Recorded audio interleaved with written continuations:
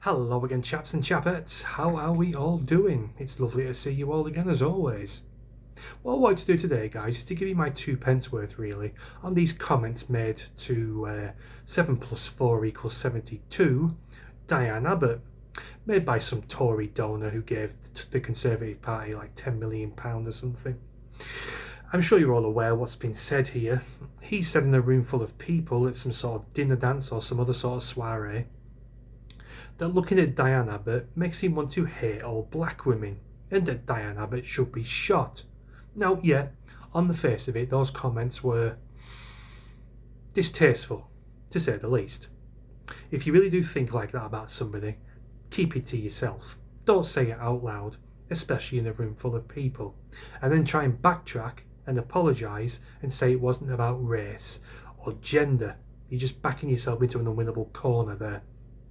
But that's not really what I want to focus on, really, guys. What I want to talk to you about is the shock and the rage and the outcry that has followed these comments, mostly by Labour MPs, granted, looking to fabricate some sort of shock to score some political points, if you ask me. Point the proverbial gun at a few Tory MPs. It's the other people, really. All these virtuous, anti-racist freedom fighter lefties that are willing to stand in the corner of Diane Abbott, hold up placards and go on protests and yada yada yada. Yeah, on the face of it, fine. That's commendable, I suppose. But let's just say, on the off chance, that these same comments were made about Keir Starmer or Angela Rayner, perfect example.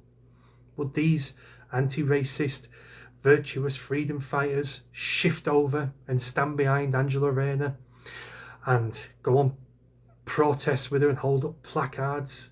No, I don't think they would, at least not nearly as much. There'd be one or two dotted around the place, a couple of Labour members maybe, but not nearly to the same extent, and I cannot understand why. The hypocrisy of these people overwhelms me at times. Because, let's face it, racism as a thing, the very definition of racism is hating somebody or disliking somebody based on their skin colour. So, if someone did say about Angela Rayner, say another Tory donor, no, actually, let's make it a Labour donor. Let's say a Labour donor said about it to Angela Rayner, looking at her makes me want to hate white women. Angela Rayner should be shot. Why wouldn't they all pile over there? It's still racism. Despite what people seem to think that only brown and black people can experience racism, that is bollocks.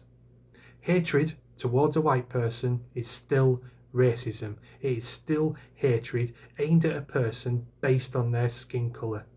But it seems to be swept right out of the window. It seems to be somewhat socially acceptable now to be racist to a white person. Not nearly as much rage and outcry is made if someone sees someone verbally abusing somebody because they're white. Even on Twitter, I've been a victim of it myself a couple of times, mostly by black Americans. I'm not quite sure why. They must see the St. George's flag in my bio and automatically assume that I'm white. In the end, it's quite a safe assumption, but that's beside the point. Assuming I'm white, that is still a form of racism.